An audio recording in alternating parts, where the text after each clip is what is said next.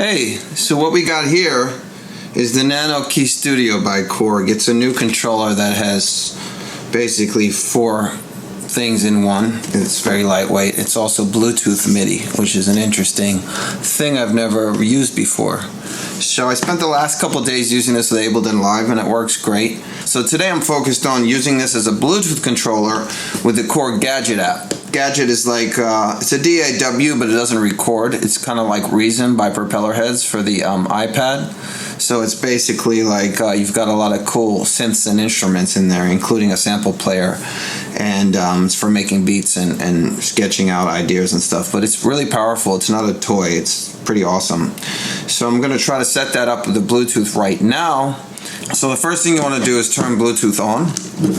It might already recognize on here. Yeah, it says found device, right? So now it says not connected right here. You can't do this in the regular settings. This is not a traditional Bluetooth device. So you got to go in the app, and the app has to be a Bluetooth MIDI app. So it has to accept Bluetooth MIDI. And I can't tell you which apps do, but a lot of them do. So let me just connect it. And it's that simple. So I'm already getting sounds out of here. Let me just turn the volume up here. Turn the volume up here, make sure it's at max, yeah.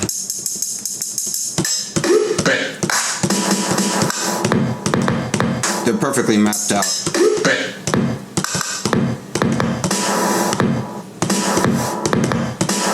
So that's really nice.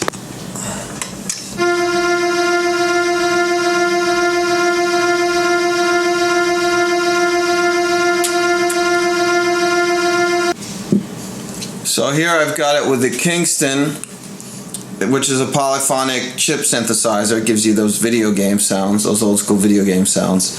And since it's polyphonic, it means it'll play chords. So I got the chord pad on and you can hear it.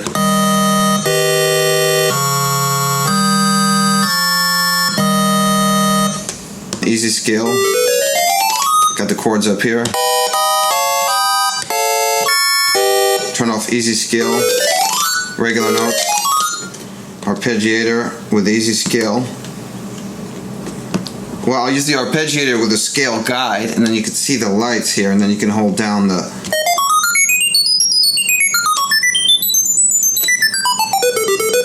turn off the arp.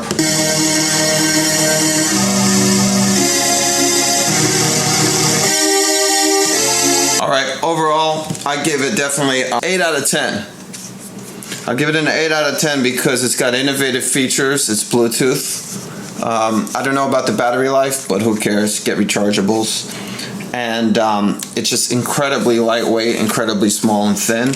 And it's got so many features. So there's got to be something on here you want. I've always wanted all 3 of these things on one small unit.